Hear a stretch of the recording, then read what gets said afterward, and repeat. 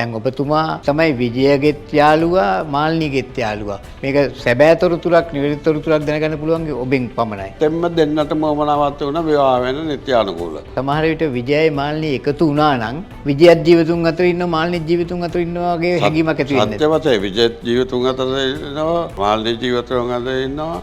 කටකතා තියෙනවා උරණ වීමක් සිදු වුණා කියලා මාල්නී විජයත් එක්ක එතනින් පස්සේ. විජයට දුන්නා මේ ටෙලිග්‍රෑම් එක කියවන්න කියලා. විජයට එක පාරටම ඇඬුණා. මේ ඊට සම්පූර්ණ කරන්න කෙනෙක් බිහි වේවිද අපේ රටේ? මාල්නී නැති සිනමාවක් හරියට මනමාලේ නැති මඟුල් ගයක් වගේ. නිදානේ චිත්‍රපටයේ මාල්නී පොන්සේකාගේ රංගපෑම් දැක්කාම මොකද හිතෙන්නේ ඒක? මුළු මහත් සිනමා කර්මාන්තයේ බිහි වෙච්ච විශිෂ්ටම ගණයේ උසස් සිනමා නිර්මාණය තමයි නිදානය. ඒකට මාල්නීට ප්‍රේමසම්බන්ධතා ගිහිපියත් අපි දන්නවා ඒක. පෙම්වතිය යන්නේ යාට වුණත් මෙයා මරන්න. තමන්ගේ එක රඟපාන පෙම්වතිය මරලා නිදානය අසු කරගන්න.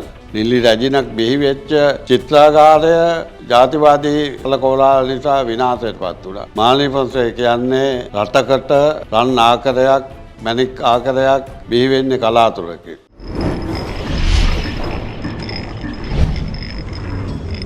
මාල්නී කියන චරිතය පිළිබඳව අපිට කතා කරන්න පුළුවන් එකම එක පුද්ගලයෙක් ඉන්නවා ඒ අතීතයේ හොඳට දන්න මාල්නී මේ සිනමාවට එන්න කලින් පුවත්පත් කලාවෙන් හඳුන්වා දුන් මගේ ආදරණීය ගුරුවරයා අර්නස් වඩුගේ මහත්මයා තමගයි මේ අපි කතා කරන්නේ. වඩුගේ මහත්මයා ඔබට මාල්නී මුණ ගැසුනේ කොයි වගේ කාලෙකද? ඇත්තම ජයන්ත ඔයා සමග මේ සාකච්ඡා කරන්න ලැබීම ගැන මම සතුටු වෙනවා.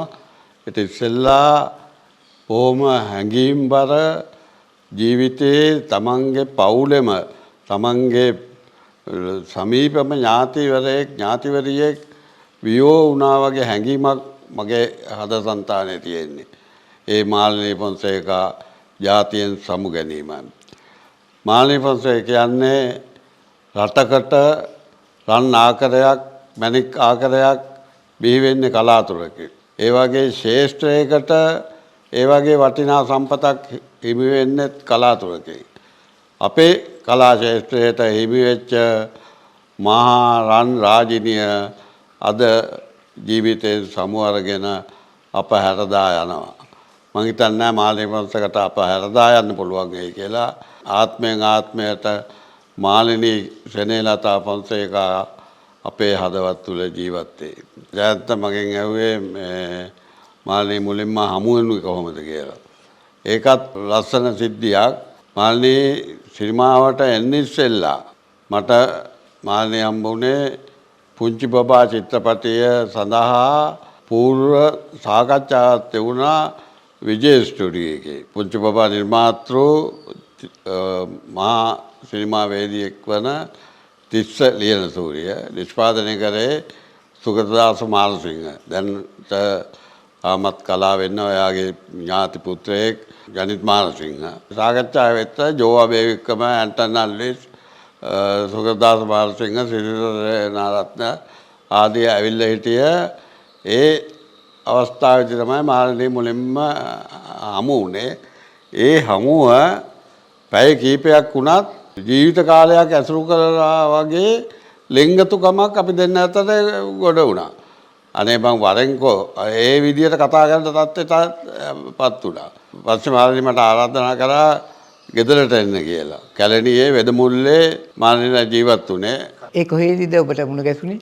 විජය ස්ටුඩියෝ එකේ. විජය ස්ටුඩියෝ ලංකාවේ බිහි වෙච්ච ප්‍රබලම කාර්යබහුල ප්‍රධාන මේ සිනමා චිත්‍රාගාරයක්.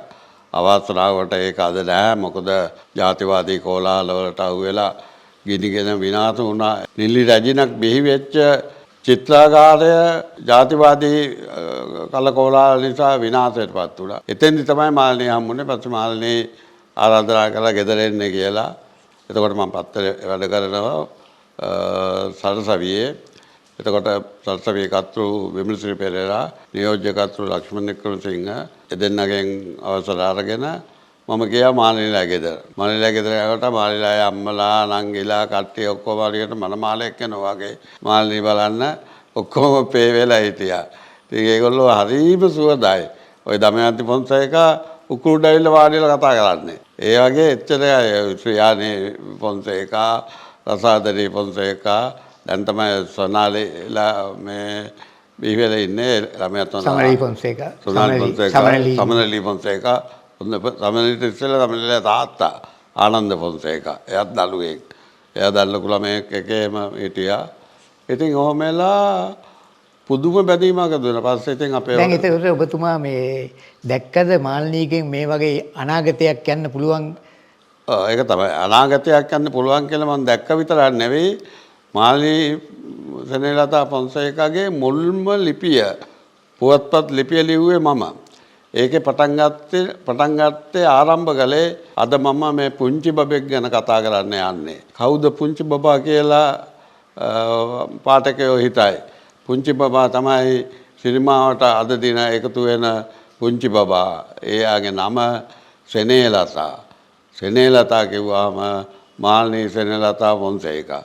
ඒ ලිපිය පටන් ගන්නකොට පුංචි බබා කියලා මම අවසන් කරේ මේ දැන් මේ සාකච්ඡා කළ මෙම හඳුන්වා දෙන නිලිය මට කිසිම සැකයක් නැහැ අනාගත ලංකාවේ රැජින කියලා පස්සේ පාවිච්චි කරේ නැහැ ඉහළම නිලියක් බවට පත් වෙනවා අග්‍රගණ්‍ය නිලියක් බවට පත් වෙන බව නම් මට කිසිම සැකයක් ඒ අනාවැකිය පවසන්න ඇති වෙච්ච ඔහුගේ පායගේ පායගේ දැන් මාල්නී විජේ ස්ටුඩියෝ එකේ දැක්ක දවසේ ඉඳන් දැන් එතනට ඇවිල්ලා කතා බහ කරගෙන ඉන්න අය ඇත්තෙම මාල්නී රඟපාන්නේ නැහැ.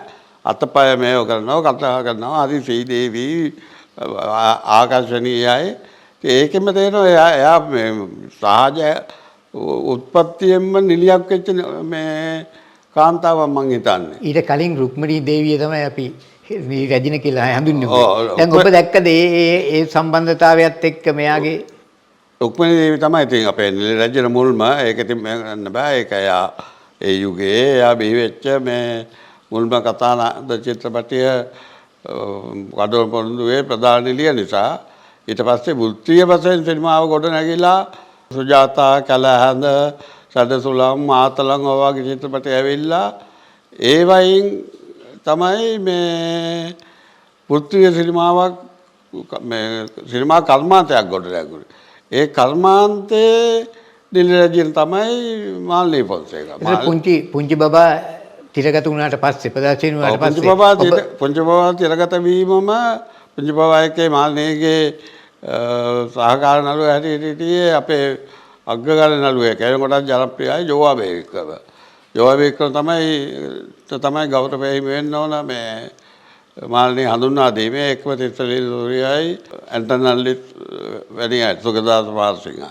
මම ඒ වෙනකොටත් ටික කාලයක් මාධ්‍ය ලෝකයේ ජීවත් වෙමින් හිටියේ. ඉතින් අපිට කෙනෙක් දකින්නකොට කෙනෙක් කතා කරනකොට ඉන්ටර්විව්ස් කරනකොට දැන් ජයන්ත ආශ්‍රය කරනකොට එක විදියක් ඔයා එක විදියක් අපේ කැමරා ශිල්පී මහත්තයා එක විදියක්. ඒ හැඟීම මාල්නීගෙන් ආවා. මාල්නී කතා කරන හැම වචනයකම මොකද්දෝ තියෙනවා විචිත්‍රත්වය චමත්කාර ගතිය. ඒ වගේම සමහරවිට මොකක් හරි දුක් හිතන ශෝකජනක දෙයක් වගේ වැරුණාම මාල්නීගේ හැඟීම මූණ පුරාම ඒක එනවා. ඉතින් මම සමහරවිට මොකමාලි මොකෝ මේ අප්සෙට් ගාලා නෑ වඩු මේ හරි කියලා ඒ ෂණයෙන් රිමෝට් එක වෙනස් කරනවා වගේ ඉනා වෙලා කෑ ගහලා කතා කරනවා. ඒක කෙනෙකුට දුර්ලභ ගතිය පිහිටීම. ඒ පිහිටීම මම දැක්කා. මගේ තියෙන අත්දැකීම් අනුව එදා තමයි මම හිතුවේ කවදා හරි මේකෙල්ල ඉහළම පෙළේ ශිල්පිනියක් රංගවේදිනියක් වෙයි කියලා. ඒක පියවරෙන් පියවර මාල්නී ඉදිරියට එද්දී මොන වගේ හැඟීමක් ඇති වුණාද ඔබට? හරි සන්තෝෂයක් වුණා. හරි සන්තෝෂයක් ආවා. එන්න ලඟුණා. ඒ කියන්නේ සිංහල සිනමාවේ මම ජනප්‍රියම මාධ්‍යවේදියෙක් ඒ කාලෙත්. ඉතින් හැමෝම යාළුවෝ අනෝජලා, ගීතලා, ගාමිණී, විජේ, සනත්ලා සියලු දෙනාම යාළුවෝ. ඒ අතර ඉතින් මාල්නීත් එක්කෙනෙක්. නමුත් මාල්නී ඊට වැඩි අපේ පවුලට සමීප වුණා. මගේ බිරිඳ දියණිය මදාරා වඩුගේ එයත් මදාරා වඩාගෙන කවලා තිනවා. පස්සේ පසු කාලයක මදාරාගේ මේ මංගල්‍යයටත් විවාහ මංගල්‍යයටත් සුජීවපසනාවත් එක්ක මාල්නී සහභාගී වුණා. දෛව උපගත සිදුවීම් ගොඩාක් වෙලා තිනවා. මාළනී උත්සව වලට ගාල්ලේ තිබුණා තරුණී සංගස්සක උලෙලා සංගීත ප්‍රසංගයකුත් එක්ක. ඒකට මාළනී ප්‍රසංගයට එක්ක ගියේ මම. ගිහලා යන ගමන් ගම ගාල්ලේ ගින්තොට ඒ අපේ ගෙදරටත් ගොඩ වෙලා මුළු දවසම ඉඳලා ආපහු කොළඹ ආවේ. මාළනී පුංචි කාලේ ඉඳන්ම පුංචි බබෙක් එක අතකට. මගේ යනකොට පේමන්ට් එකේ වෙරළු අන්නාසි අරෝමේව කඩචෝරු තීරෝ දැක්කොත් අනේ නවත්තන්න ඩ්‍රයිවර් නවත්තන්න කියලා මේ සෙනගේ ඉන්න මාකට් එකේ. එයා එතකොටත් ජනප්‍රියයි දවසක වෙනකොට. එයා බයිනෝ මෙන්න මේ මොහොතේ විශාල පිරිසක් මේ වුණා. ඒ ගණන් ගන්න නැහැ. කවුරුත් එක්ක අතින් ඒ කට්ටියත් එක්ක මැගියක් ඒ මානෙල්ලන් ගියේ හැමෝමත් එක්ක මේ වෙලාව ඒ මාල්නීගේ හරි මේ ඒ ලක්ෂණ තිබුණා නොපිහිටන ලක්ෂණ හැමෝමත් එක්ක සමහරවිට අපි කියනවා ඔය මිනිස්සුත් එක්ක පැය ගණන් කතා කරලා ඉඳලා අපි යන්නේ කොහමද නෑ මේ වඩුවේ ඉතින් අපිට ආදරය කරන අයනේ කියලා හැමෝටම ආදරය කරපු මේ චරිතයක් ඒ වගේම මුළු රටක් එයාට ආදරය කරා. දැන් 70 දශකයේ වෙනකොට සිනමාවේ ස්වර්ණමය යුගයක් ආවා. ඒ යුගයේ එක යුග ගැන කතා වුණා. අපේ ගාමිණී මාල්නී යුගය, විජය මාල්නී යුගය, තිස්ස මාල්නී යුගය, ඊළඟට සනත් මාල්නී යුගය වගේ යුග පැති වුණා. ඔබ ඒ කාලේ දැක්කේ කොහොමද? ඒ යුග වලට වෙන්න ඉස්සෙල්ලා ජයන්ත සිංහල සිනමාවේ දැවැන්තම අර්බුදකාරී යුගයක් ආවා. ඒ කියන්නේ සිනමා කර්මාන්තයේ කඩා වැටෙන තත්ත්වයටපත් වුණා. චිත්‍රපටි දුවන්නේ නැහැ. නිෂ්පාදකවරු මුදල් ආයෝජනය කරන්න කැමති නැහැ. තිරගත වෙන චිත්‍රපටි සතියෙන් එකෙන් ගැලවෙනවා. එහෙම එකේ ඉතින් මාළනීලා වලි එතකොට මේ ජනප්‍රිය නිලියා සෝනියා දිසාලා ගීතලා අනෝජලා කට්ටිය එකතු වෙලා සිනමා කර්මාන්තයේ ආයෙම චිත්‍රපට නිෂ්පාදනය කරන්න අධිෂ්ඨාන කරගත්තා. එහෙම අධිෂ්ඨාන කරගෙන තමයි නළුනිලියන් විසින් නිෂ්පාදනය කර මුල්ම නිෂ්පාදනය මාල්නී ෆොන්සේකාගේ නිෂ්පාදනයක් සසර චේතනා චිත්‍රපටය. ඒක අතිශයින්ම ජනප්‍රිය වුණා. ඒක දවස් 125ක් ගියා නොකඩවා. ඒකේ මුල් අත්විවරම තමයි ජයන්ත කියපු සිනමාවේ ස්වර්ණමය යුගයට හේතු සාධක සිනමාව ගොඩනගන්න නිදානයක් ගොඩ ගන්නවා. නිදානයේ චිත්‍රපටයේ මාල්නී ෆොන්සේකාගේ රංගපෑම් දැක්කම මොකද හිතෙන්නේ ඒක? සිංහල සිනමාවේ නිදානය ප්‍රධාන චරිතය සඳහා ආචාර්ය ලෙස්ටර් ජේම්ස් පීරිස් තෝරාගත්තෙත් අපේ සිංහල සිනමාවේ නිදානය. ඒක චිත්‍රපටියටත් ආලෝකයක් ආවා. මගේ පෞද්ගලික මතයත් බොහෝ දෙනෙකුගේ මතයත් මෙතෙක් මුළු මහත් සිනමා කර්මාන්තයේ බිහි වෙච්ච විශිෂ්ටම ගණයේ උසස් සිනමා නිර්මාණය තමයි නිදානය. ඒ නිදානේ සිනමා සක්විති ගාමිණී ෆොන්සේකාත් එක්ක එතකොට නිලි රැජින කියලා අමතන්න මේ ජනප්‍රිය නිලිය එකට එකතු වෙලා රංගපෑම තමයි මාළනීගේ ජීවිතේ ලොකු පිම්මක් ඇති වුණේ. මාළනීට හරිම ඒක රංග නොපා ඉන්න කිව්වේ මට මම ෂූටින් සමාල මේ ලෙස්ටර් මහත්තයා කියනවා මාළනී ඔයාට රංගපාන දෙයක් නැහැ මේකේ. මේකේ රංගපානව නෙවෙයි. ඔයා රංග නොපා ඉන්න. ඔයා රංග නොපා ඉන්න මේ දෙපස් හරි අඩුවෙන් තියෙන්නේ ගාව. අන්ඩර් ප්ලේ කරනවා කියලා. ඒ කියන්නේ අන්ඩර් ප්ලේ කරලා මේ මාළනී රංගපෑවා ගාමිණීට නොදෙවෙලි මේ හැකියාවන් පිළිබිඹු වුණා. දැන් ගාමිණී මාල්නී යුගය පිළිබඳ ඔබට ගොඩක් අත්දැකීම් තිබෙනවා. ඔබ ප්‍රවීණ මාධ්‍යවේදියෙක් විදියට ඔහු පිළිබඳ පසුපස හමා ගියා. ඔබ මොකද හිතන්නේ ඒ යුගය ගැන? ඒක තමයි ඉතින් ස්වර්ණමය යුගයට දාපු මුල්ම අදිතාලම. ඊළාට ගාමිණී මාළනී යුගයක් ආවා. ඊළාට විජේ මාළනී යුගයක් ආවා. ඊළාට සනත් මාළනී යුගයක් ආවා. ඊට පස්සේ චචී විජේන්ද්‍ර මාළනී යුගයක් ආවා. කලන්සූරිය ඊළාට කලන්සූරියලා ඒ ගොඩක් සුනිල් වික්‍රමගේලා ඒ පරිවාර සේනාව කියන්න පුළුවන්. ඒ යුග බිහි වෙලා සිංහල සිනමාව නැවතත් ස්වර්ණමය තත්ත්වයට ගේන්න හේතු දැන් ගොඩක් තියට කීක දුරට කියනෝනේ සිනමා ශාලාවල පහසුකම් නැහැ. සිනමා ශාලාවල පහසුකම් නැති නිසා ගමනාගමන පහසුකම් නැති නිසා සිනමාව ආකර්ෂණය නැති නිසා ජනතාවගෙන් ඈත් වුණා කියලා. නමුත් විජයමාලනී යුගයේ නේද ආකර්ෂණය වැඩි වුණේ. පෙම්වතා පෙම්වතිය වඩාත් ලං වුණේ. ඔව් ඒක ඇත්ත. සිනමා ශාලාවල පහසුකම් නැති කියන එක අදටත් මේ සම්පූර්ණ වෙලා නැහැ. ඒක තියෙනවා. මොකද හොඳ නිර්මාණ බිහි වෙන්න හොඳ නිර්මාණ බිහි වුණා. සත් සමුදුර, ගම්පැරලිය, රන්සලු, බමරු ඇවිත්, එයා දැන් ලොකු ළමයෙක්, තුෂාරා, ඒක වාණිජ්‍ය චිත්‍රපටයක්. අතිසාර්ථක අපි මතක් කරන්න ඕන යසපාත නානක්කාර. ලෙනින් මොරායස්. ලෙනින් මොරායස් යුගය සිංහල සිනමාවට ඉතාමත්ම ප්‍රයෝජනවත් වුණා. ජේ සෙල්වරත්නම්, සුගතදාස සෙල්ලත්‍යාපා, ධර්මසේන පතිරාජ නම් කියනනම් විශාල ලිස්ට් එකක් තියෙනවා. ඒ සියලු දෙනාගේම මේක තනි ගේම් එකක් නෙවෙයි. මේක සාමූහික ප්‍රයත්නයක්. සිනමාව කියන්නේ සාමූහික ප්‍රයත්නයක්. ඒ සාමූහික ප්‍රයත්නයේ රැජින තමයි මාල්නී ෆොන්සේක. ඔව් දැන් එතකොට අපි පෙම්වතියගේ චරිතවලින් මිදිලා ඊට පස්සේ ගොඩාක් ගැඹුරු චරිතවලට පණ දුන්නා මාල්නිය. මාල්නිය වෙනස් වුණා ස්ත්‍රී වගේ චිත්‍රපටිවල වගේ බැද්දේකම චිත්‍රපටියේ ඒ වගේ චිත්‍රපටි. ඒ පරිවර්තනයන් පිළිබඳව ඔබ දැක්කේ කොහොමද? ඒක මාල්නියටත් මේ ප්‍රයෝජනවත් වුණා යහපත් වුණා. ඒ මාල්නියගේ කුසලතා එළියක් වුණා. නිදානයත් පෙම්වතියක් නෙවෙයි. නිදාය ගාමිණීගේ මෙන්න විලි අබේනායකගේ ආදරයක් ඇති වුණාට පෙම්වතියන්නේ යාට වුණා මෙයා මරන්න. තමන්ගේ එක රංගපාන පෙම්වතිය මරලා නිදානය මේ අසු කරගන්න. පස්සේ ඒක වෙනස් වෙනවා. ඒක හරි අමාරුයි. මාළියගෙන් ඒ යුග කීපෙම ඒ ගාමිණීගේ වෙනස, එයාගේ තියෙන අර නිදානයේ තියෙන තණ්හාව හැම දේවක් කැමරාවට ආසු වෙනවා වගේ මාළියගේ මූණට ආසු වුණා. ඒකෙන් තමයි නිදාන. ඒ වගේම ජයන්ත කිව්වා වගේ පෙම්වතියෙන් තොර බඹරු ඇවිත් තුනත් නියම පෙම්වතියක් නෙවෙයි. ගොඩක් ඒවා දැන් එයා දැන් ලොකු ළමයෙක්. සුසී වගේ චිත්‍රපටි, ආකාශ කුසුම්, සෑහෙන චිත්‍රපටිවල මාල්නී ඒකනේ නිලි රජයට කියන්නේ ඕල් රවුන්ඩ්. දුෂ්ට චරිතයක් දුන්නොත් දුෂ්ට චරිතය කියලා මාල්නී විකට චරිතවලක පාලා තිනවා. සැලි චිත්‍රපටිය නේ. සැලි ඒකේ එයා ඇත්ත ජීවිතේ හරි වීරුකාරී. කොනිටනවා, මේ වෙනවා, යාන්ස් කියනවා. දැන් ගමකට ගියා අපි ගිහිල්ලා හිටියා කිතුල් ගල මේ තුත්තිරිමල් චිත්‍රපටිය මේ පාදන කටයුතු සඳහා. මම ඒකේ පාදන විදායක. ගාමිණී ගුණවර්ධන, මිලින්ද ගුණවර්ධන නිෂ්පාදනය කරේ. එහෙදී වෙන දවසක් මම සිද්ධියක් කරනවා.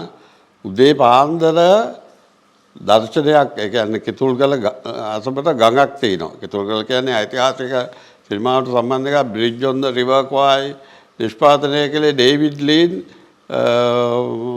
කිතුල්ගල රෙස්ට් හවුස් එක ළඟ. ඒ කාලේ ගාමිණී ෆොන්සේකා ඒ බ්‍රිජ් ඔන් ද රිවර් කරන කාලේ ඇසිස්ටන්ට් ඩිරෙක්ටර් කෙනෙක්. ඇසිස්ටන්ට් කියන්නේ තර්ඩ් ඇසිස්ටන්ට් වගේ. ක්ලැපර් බෝයි වගේ හිටියේ. ඒ එතන උදේම අර මිස්ට් එකත් එක්ක මේ දර්ශනයක් ගන්න උමනා තිබුණා දයානන්ද පතිරාජට. ඒක කට්ටිය කියලා මමත් කියලා ඔක්කොම ලෑස්ති වෙලා හිටියා. උදේ 4ට විතර නැගිටලා මේකප් කරලා ඉන්නකොට මේ මෑතකදී මියගිය ප්‍රසන්න පොන්සේකගේ මේල් රෝල් එක කරේ ආයතින් විජයරත්න ජනප්‍රිය මේ ශිල්පිනියන් හිටියා. උදේ ඒ ළඟට මේ ලොකේෂන් එකට යන්න ලෑස්ති වෙලා බලනකොට මෙන්න දෙයියනේ ප්‍රධාන දෙයිය නෑ, මාළී ෆොන්සේක නෑ. දැන් ඇසිස්ටන්ට් ඩිරෙක්ටර් කෙනෙක්ව හිටියනේ දැන් මේ කොහෙද? මාළී කියලා කෑ ගැහුවා. සද්දයක්වත් නෑ. ඒක පතේලටත් කේන්ද ගියා, මට උඩත් කේන්ද ගියා. පස්සේ මේ පොඩ්ඩක් එහාට යනකොට ප්‍රොඩක්ෂන් එකේ හිටපු ළමයෙක් ඇවිල්ලා කිව්වා අන්න මාළනියක් අන්න අතට මේ වෙලලුක කා ඉන්නවා කියලා. උදේ පාන්දර ගම පුරාම ඇවිදලා මේ පළතුරු ಜಾති මේ හොයාගෙන. ඉතින් ඒක ලියලා පස්සේ දයානන්ද ගිහලා ඇහුවා මොකද්ද මේ කරන්නේ මාළනිගේ? මොකද්ද? ඉතින් ඕගොල්ලෝ ලෑස්ති වෙන්නකො මම I am ready. ඔක්කොම මම මේකප් දාලා ඔක්කොම ඉන්නේ මම මේ කැමරාව වගේ නිකන් මම මේ බලන් ඉන්නේ. අරන් යන්න කොටක් ගාලා. දැන් සාමාන්‍යයෙන් අපි දැක්ක විජය මාල්නී කියන ආකර්ශනීය පෙම්වතුන් දෙන්නෙක්. දැන් මේ වගේම එක එක යුගවලදී එක එක ප්‍රේමවන්තකම් මාල්නීටත් ප්‍රේමවන්තයෝ ඉන්නේ නැති අපි කාටත් ඉන්නවා. ඒ වගේ ඔබ දැක්කපු ඔබ දන්න දේවල් නැද්ද? ඇත්තට ඉතින් මාළිනීට ප්‍රේම සම්බන්ධකම තිබුණා නම් ප්‍රේමතෙක් නොහිටියේ නම් මාළිනී අංග විකල චරිතයක් වෙන්න ඕන. මාළිනී ඊටාම රුවැති ලස්සන ආකර්ශනීය ඕන කෙනෙකුට දැක්කම අපිට උනත් ඒ කාලේ මෙයා ආදරේ හිතෙනවා. ඒකට මාළිනීට ප්‍රේම සම්බන්ධතා කීපයක් අපි දන්නවා. ඉතින් අපි මාළිනී හැමදේම වගේ නිතර දේවල් මේ කතා බහ කරනවා. විජය කුමාරතුංග සමග තමයි ඉතාම ලැබියාවෙන් සමීප සම්බන්ධ තියුනේ. ඒකත් ඇති උනේ අපේ ඉඳන් මම ඒක පස්සේ කියන්න. එතකොට සරත් ගුද්දලගත් එක මේ සම්බන්ධයක් තියුණා. අපිට ඒව තේන්නේ නැති මේ වෙන්න. ඔන්න විජිත් එක්ක ඉස්සෙල්ලාම ඇති උනේ මම සරසවියේ ඉන්නකොට අපේ පින්තූර කතාව කරලා නිව්ටන් ගුණසේකරගේ වෙබ්සිරි පෙරායි ලක්ෂ්මන් වික්‍රමසිංහ කිව්වා මේකට පින්තූර අරගෙන පුළුවන් නම් මාළිනී දාලා මේව කරන්න කියලා මාළිනී විජය දාලා. ඉතින් දෙන්න ඒ කාලේ ජනප්‍රියයි කාලේ බහුලයි. නමුත් ඉතින් මගේ හොඳම මේ අද්දක වගේ යාළුවෝ දෙන්නේ මං ඇරෙන් කළා. එතකොට විජයට වාහනයක් නැහැ. මෝටර් බයික් එකේ එන්නේ. මෝටර් බයික් එකෙන් ඇවිල්ලා ලේක් හවුස් එකට ඇවිල්ලා ලේක් හවුස් ඒක දාලා ලේක් හවුස් එකේ වාහනේ අපි ගියා මේ මාළිනීලා ගෙදර. එතකොට පදිංචි වෙ හිටියේ කඩවත පොඩි ගේ පොඩ්ඩක. ඉතින් පින්තූරේ අරගෙන මේව කරලා ඉවරලා අර එතන ඒගොල්ලෝ ඉතින් විජයගේ බයික් එකෙන් ඒගොල්ලෝ ගෙදර කට්ටිය එහෙම යනවා. බොහොම මිත්‍රත්වයක් ගොඩ නැගුණා. ඉතින් මේක කළා අපි මුල්ම දවසේ මාළිනීලා ගෙදරින් බතුත් කාලා ආවේ. ඇවිල්ලා ආපහු ලේක් හවුස් ආවා. ලේක් හවුස් ඇවිල්ලා මේ බන්දු ස්කොඩිකාර කැපරමන් හිටියේ. එයා ගියා පොඩ්ඩක් එළියට. ඊපස්සේ විජේමායි මේ අපි කිව්වා ගිහලා පොඩ්ඩක් කතා කරමු. ආටිකල් එකකට මේ අදහස් ඕනනේ. ගිහලා ලේක් හවුස් කැන්ටිමට ගියා. කැන්ටිමට ගිහිල්ලා 7:05යි ප්ලේන් ටී එක. ප්ලේන් ටී දෙකක් ගත්තා. විජේ ගෙව්වේ රත් 10ක් දීලා. ඊළඟ අපි පැත්තකට වෙලා මේසකට වාඩි වෙලා කතා කරලා හිටියා. කතා කරද්දී විජේ ඉතින් හරි සැහැල්ලු චරිතයක්. ඒව ගානවා පිටට ගානවා කතා කරනවා එක එක වීලු කියනවා. ඇත්තට මේ වඩු මේ නිලියන් කී දෙනෙකුට ලව් කරලා තියනවාද? ඔය වගේ ප්‍රශ්න ඉතින් අහනවා බොහොම සරල චරිතයක්. එදා හරි මූඩ් ගහලා මම මොකද අප්සෙට් ගහලා නෑ මොකුත් නෑ මනස් මොකුත් නෑ. එහෙම නෙවෙයි කියන්නකො මොකද්ද? ඇයි මාළිනී ගැනවත් හිතේ ගියාද? මට නිකන් කියුණා. ඒකට යාට ටක් ගාලා බැලුණා මේකල හිතේ තීච්ච දෙයක්නේ. ඊපස්සේ මේ කිව්වා දැනස් ඇත්තෙම මේ තනි කඩ ජීවිත ගත කරනවට වඩා විවාහ ජීවිතයක් ගත කරන්න මම කැමතියි. මට ගොඩාක් මේ ප්‍රේම සම්බන්ධකම් අරමුණු තිබුණාට ඒ නිකන් සාමාන්‍ය ආශ්‍රය මම ආසයි හොඳ සාර්ථක විවාහ ජීවිතයක් ගත කරන්න. මට හිතෙනවා මාළිනී වගේ කෙනෙක් ලැබුණොත් ඒක හරියයි කියලා. මම කිව්වා වගේ මොකද්ද බං? මාළිනී විවාහ කරගන්න උත්සාහ ගන්න. ඒකට කිව්වා එහෙම කොහොමද ඉතින් ඒ කෙල්ල කැමති වෙයිද මේ වගේ කැත නළුවෙකුට? මම කිව්වා අනේ මම පිස්සු වෙනවට ඉරපා බට මේ මාළිනී පැනලා කැමති වෙයි කියලා වෙලා මේ ඒක ගියා. ඊපස්සේ මමත් නිකන් ওই අදහස දැම්ම මාළිනීට. ඉතින් ඔයා කපුව වෙන්න ඕනද? එයාට කෙලින් අහන්න තිබුණා. ඌට වීලුව ඌට අහන්න බැරිද? කියලා මම කිව්වා එකව බලපන් උඹ කිව්වනේ මාළිනී කැමති වෙයිද කියලා. උඹ කොච්චර හැන්සම් සිංහල සිනමාවේ මේ ලස්සනම නළුවානේ. මාළිනීට අදහස දාන්න. ඊපස්සේ ඔය මෙන්නකොට සෙට් වලදී අර මේවා දාලා එහෙම කරලා දැඩි ප්‍රේම සම්බන්ධයක් තියුණා. ඒ පේපර් සම්බන්ධය නිසා නේද ආකර්ශනීයත්ව සිනමාවක් ගොඩනැගුණේ ඒ කාලේ මේ.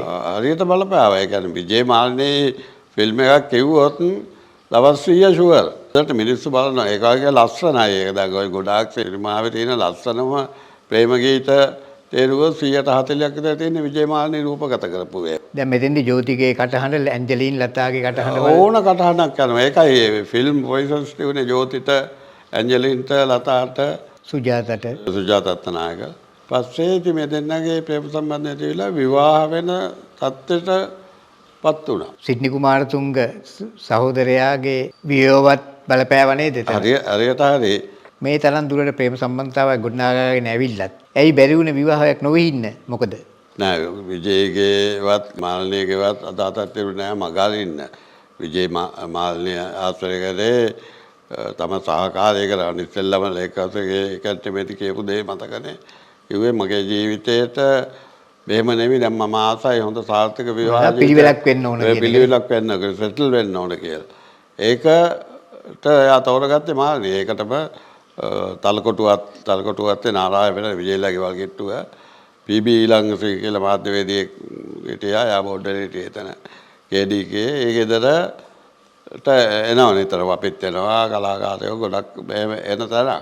එතෙන්දී තමයි මේ විවාහය රෙජිස්ටර් කරන්න ශ්‍රීදුවේ යන්න විජේලයි ගෙදර යන්න මේ ඇස්ට්‍රේලා මෙහෙදී ඇඳගෙන කරගෙන හොඳට මේ මගුල් ඇඳුම් පවා ඇඳලා තිබුණා. මගුල් ඇඳුම් ලේස්ට් එකක් තියෙනවා. විජේ අඳින්න හිටියේ කාටක යනකොට අතේ අරගෙන ගිහලා ඒ දිවේ කරලා විවාහය මේ නිත්‍යානුකූල කරන්න නීතිගත කරන්න අත්සන් කරන්න සීදුවේ මේ සිද්ධි කුමාරතුංගලා ගෙදර.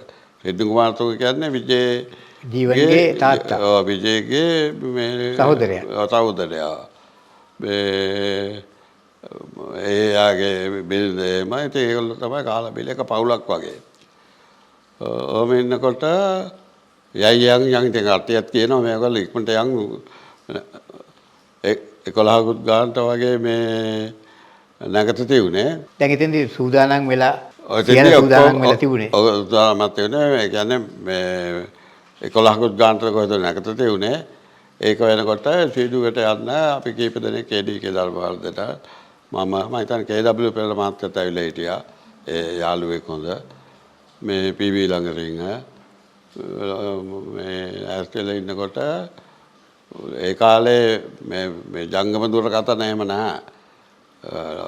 ලෑන්ඩ් ෆෝන්ස් තියෙනවා ඒත් සමහර ගෙවල් වලට නැහැ. ඒකට ආවා ටෙලිග්‍රෑම් එක. ටෙලිග්‍රෑම් එක තමයි ඒ කාලේ තියෙන ඉක්මනම සංනිවේදන මේ මාධ්‍ය මේ ටෙලිග්‍රෑම් එක ඇවිල්ලා PB ළඟට ගිහද කොහෙද මං හිතන්නේ අත්සන් කරලා ගත්තා. අරගෙන පැත්තකට ගිහිල්ලා ඒක කඩලා කියවලා බලලා විජේට දුන්නා මේ ටෙලිග්‍රෑම් එක කියවන්න කියලා. විජේට එක පාරටම ඇඬුණා. ඒ කියන්නේ හරිම සමීප චරිතයක් වියෝ වෙලා අද වගේ ජීවිතයෙන් සමු අරගෙන කවුද විජේ කුමාරතුංගගේ අයියා සිඩ්නි කුමාරතුංග. ඔහුත් නළුවෙක්. විජේට දරා ගන්න බැරි විජේට කාටවත්. ඉතින් මේව කරලා ඉවරලා මාළේටත් දැනගන්න ලැබිලා තිනවා. එයාත් හරියට කම්පා වෙලා මේ මාළේගේ ඉතින් අදාතත් වුණා. ඒ මලගෙදර ගිහිල්ලා අපි වෙන කොහේ හරි ගිහිල්ලා විවාහය රෙජිස්ටර් කරමුද කියලා. ඒකට විජේ කැමති. ඒකට විජේ කැමති නෑ. මොකද මගේ පණ වගේ මගේ S2 හදවත වගේ සිඩ්නි අයියා මම කොහොමද එයාගේ මලමිනිය උඩින් අපේ විවාහය කරන්නේ අපි වෙන දවසක කරමු කියලා මේ ඒ ඇඳුම් ගලවලා සුදු ඇඳගෙන ගියා සීදු. දැන් මෙතෙන්දී නිකන් කටකතා තියෙනවා උරණ වීමක් සිදු වුණා කියලා මාල්නී විජයත් එක්ක එතනින් පස්සේ. ඒක ඇත්තද? නෑ නෑ. උරණ වීමක් නෑ දුක් වීමක් වුණා. මාල්නීත් හරියට කම්පා වුණා. මාල්නීත් ඒ ෆියුනරල් එකටත් සහභාගී වුණා. එහෙම උරණ වීමක් නෑ. ඒක දැන් දැනුත් දැන් මේ අනේ ජයන්ත ඔය ප්‍රශ්නේ ආපේ හොඳයි. දැන් මේ රටක් දුක් වෙන වෙලාව මම දැක්කා මේ නිදහස් චතුරාර්ය පොරකකාසන ගවිලා මේ දෙයට ආචාර කරනවා. ඒ වෙලාවේ අපේ සමහර මාධ්‍ය හරි වැරදි තොරතුරු ආකල්ප සම්පූර්ණ වෙනස් කරනවා. විජේට සමහර මම දැක්කා මේ දොස් කියලා තියෙනවා. දෙයියනේ විජේට දොස් කියනකොට විජේට හරිම ආසාවෙන් හිටියේ මාල්නී විවාහ වෙන්න. විජේ කියන්නේ එහෙම මේ එක එක්කෙනාත් එක්ක මේ වෙලා එනම් මේ පාදර චරිතයක් නෙවෙයි. විජේ ලස්සනයි කඩවසම්. ඒකින්ද යාට මේ යවුණියන් ආදරය කරනවා. අපිත් ආදරය කරනවානේ. ඉතින් ඒවා එක එක වැරදි ප්‍රවෘත්ති යනවා ඒව නරකයි.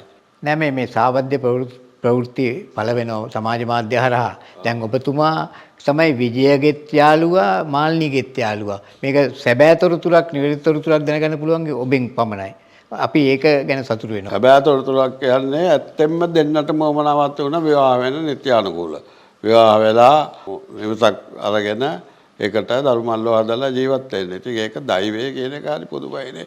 අර සින්දුවක් තියෙනවා මේ චන්ද්‍රරත්න මානසිංහ සූරීන් අදපු ජීවන ගමනේ දෛව යෝගේ වලකන රුසියා කවුරුද ලෝකේ. විජේමාලනීගේ දෛවය මොකෙද්ද රුසියෙක් වැළක්වුවා.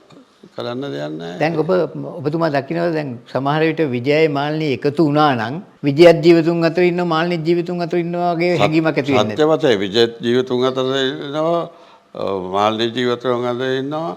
ශ්‍රී ලංකාවත් මේට වඩා වෙනස් අපූර්වම චිත්‍රයක් මම නෝ. ඒකට මම දැන් යන්ත ප්‍රශ්න ආපෙන්ද කියන්නම්. මේ විජේමාලිනීගේ මේ ප්‍රේම සම්බන්ධය පැතිරෙනකොට අතරතුර ජයාපටයිද කොහෙදෝ මේ පාටිය ගත්තේ වුණා ඔමේගා ඉන්න එකේ වැල්ලවත්තේදී. ඒකට විජේත් සම්බන්ධ වුණා කට්ටියත් ආවා. ඒකෙදී මේ යාළුවනේ කොහොමද ඊළඳාරියා කියලා විජේත් කල්පනාගෙන පොඩ්ඩක් අපි කතා කරලා ඉන්නකොට මම මෙයා මාමා ඉල්ලා එම්.ජී. රාමචන්ද්‍ර නම්බෙලා මහා දේශපාලන උණුහුමත් වෙච්ච මේ වකවානුවා. ඉතින් මම ගාව මොකද්ද මං විජේ මේ මොකද? මට මේ ජනාධිපති වෙන්න ඔච්චර තදියමක් තියනවාද? ඊනාලා කිව්වා ඉලන්දාරියා විජේ කුමාරතුංග ජනාධිපති වුණොත් බලාට නරක වෙල වෙයි නේද? බලාට විතරක් නෙවෙයි. එතකොට හැගීම් බලුණා මම කිව්වා මං ආසයි මේ රටට සේවයක් කරන්න. අවංකව සේවයක් කරන්න මට ලැබෙනවා නම් මම ඕනම පරිත්‍යාගයක් කරනවා කියලා. ඉතින් ඒ චරිතයක් ඒකට මේ අනේ අපි දැන් ඔබතුමාගෙන් අහුවොත් එimhe කලාකාරය ඇත්තටම දේශපාලනයේට පිවිසි වුණාන් පස්සේ ජනතාවගෙන් ඈත් වීමක් වෙනවනේ පිල් බෙදීමක් ඇති වෙලා එහෙම එකක් වෙන්නේ නැද්ද? සත්‍ය වශයෙන් මෙහෙම වෙනවා. ගාමිණී පන්සකට එහෙම වුණා. මාලිනී පන්සකටත් මම හිතන්නේ එක්තරා විදියකට උනා. ඒක අර මාලිනී තදින්ම දේශපාලන මේ ලෝකේ ඇලි ගලි හිටියේ ඒ වුණත් පොඩ්ඩක් හරි ඡන්දේ දාන්න ගිහිල්ලා එයාට විරුද්ධව මේ වෙනවනේ. මිනිස්සුන්ගේ ප්‍රජාතන්ත්‍රවාදී අයිතිවාසිකම් අපිට කප්පාදු කරන්න බෑ. කිසි කෙනෙකුට කියන්න බෑ. ආන්දෝලන කෙනෙකුටවත් කියන්න බෑ මේ දේශපාලනට යොමු වෙන්න එපයි කියලා. දේශපාලනට යොමු වෙන්නේ දැන් ගාමිණී පොන්සේක වගේ කෙනෙක්, රවීන්ද්‍ර රන්දනිය වගේ කෙනෙක් දේශපාලනයට උචිතයි. තද හිත් තියෙන්නේ. විජේගේම නෑ. විජේ හරි ලාමක පුද්ගලයෙක්වම මේ සටන්ගාමී චරිත නිරූපණය කළා. විජේ දේශපාලනයට ආවේ නැත්නම් හොඳයි කියලා මට කියන්න බෑ. ඉතින් විජේ දේශපාලනයට ආපු හින්දා ලොකු මේ ප්‍රතිරූපයක් ගොඩ නැගුණා. රටට යම් සේවය සිදු වුණා. මේ නමුත් ඉතින් දේශපාලනයට ආවට කමක් නැහැ. ඒ තමන් මුළු රටම දන්නවා. පක්ෂයක එක්සත් ජාතික පක්ෂවත් සමගි ජනබල වේගයවත් තවත් පක්ෂයකවත් ජනතා විමුක්තියවත් කලාකාරයෝ නැහැ මේ ලංකාවේ. කවුරුවත් දැන් ඡන්දෙ දෙන්නේ දැන් කවුරු හරි දැන් විජේට ඡන්දෙ දුන්නා. ඒ ඡන්දෙ දුන්නේ පක්ෂයකට නෙවෙයි විජේ කුමාරතුංගට. මාලිනී පොන්සේකට ඡන්දෙ දුන්නා ඒ මාලිනී පොන්සේකට. අන්න ඒ හැඟීමෙන් ඒ පරිකල්පනය රට පුරා ඇති වෙන්න ඕන. කලාකාරයෙක් ඉල්ලනවා නම් ජෝතිපාල ඡන්දෙ ඉල්ලනවා නම් ඒ ඡන්දේ ලැබෙන්නේ ජෝතිපාලට එයාගේ ප්‍රතිපත්ති මාලාවක් තියෙනවා. ඉතින් ඒ ප්‍රතිපත්ති මාලාව අගය කරන්න ඕන. දැන් මෙතෙන්දී අපි ඇහුවොත් දැන් මාලිනී පොන්සේකා මේ තාත් දුර ඇවිල්ලා ජාත්‍යන්තර කීර්තිය ලංකාවට ගෙනල්ලා සිනමාව තුලින් මේ ඇවිල්ලා අවසාන ගමන් යන මොහොතේ ඇයට දක්වන ප්‍රතිචාර ඔබ දකින්නේ කොහොමද ජනතාවගේ ප්‍රතිචාර? අනේ ඒක ඉහළින්ම ලැබෙනවා මේ දවස් කිහිපෙදී මිනිස්සු මේ කතා කරනවා දැන් මට ඇද්දලා ඉන්න ඔක්කොම ඒ කෝල් කරන හැමෝම වගේ අඬනවා. විස්තරත් අහනවා එක වේවලා මිනිස්සුන්ගෙනුත් එහෙමයි. අපේ මාධ්‍යවලුත් ඉහළම මේ වරක් කරා. හැමදාම ප්‍රධාන ප්‍රවෘත්තිය මාලිනී පොන්සේකා විනාඩි 15ක් විතර මාලිනීගේ තොරතුරු කියලා තමයි අනිත් තොරතුරට යන්නේ. ඉතින් මේ වගේ ඉතින් ඒක මිනිස්සු දන්නවා. ඉතින් මාලිනී නැති සිනමාවක් හරියට මනමාලේ නැති මගුල් ගයක් වගේ. මේක ලොකු හිඩසක්. මේ ඊට සම්පූර්ණ කරන්න කෙනෙක් බිහි වේවිද අපේ රටේ? මාල්නී පොන්සේක කෙනෙක් නම් බිහි වෙන්නේ නැහැ. කල්ප ගාණක් ගියත්. ඉතින් ඇය ආදර්ශයට කරගෙන ඒ වගේ දක්ෂතාවය තියෙන නළුලියන් සමහර විට ඇති වෙයි. දැන් සොනාලි පොන්සේකා නැන්දා මාල්නී සොනාලිගේ නැන්ද මාල්නී එයා සමහර විට ඉදිරියට එන්න පුළුවන්. දැනටත් ඉතින් දක්ෂ නළුලියෝ නැහැ කියන්න බෑ. අත්‍යෝක්තියෙන් එහෙම දක්ෂ නළුලියෝ ඉන්නවා.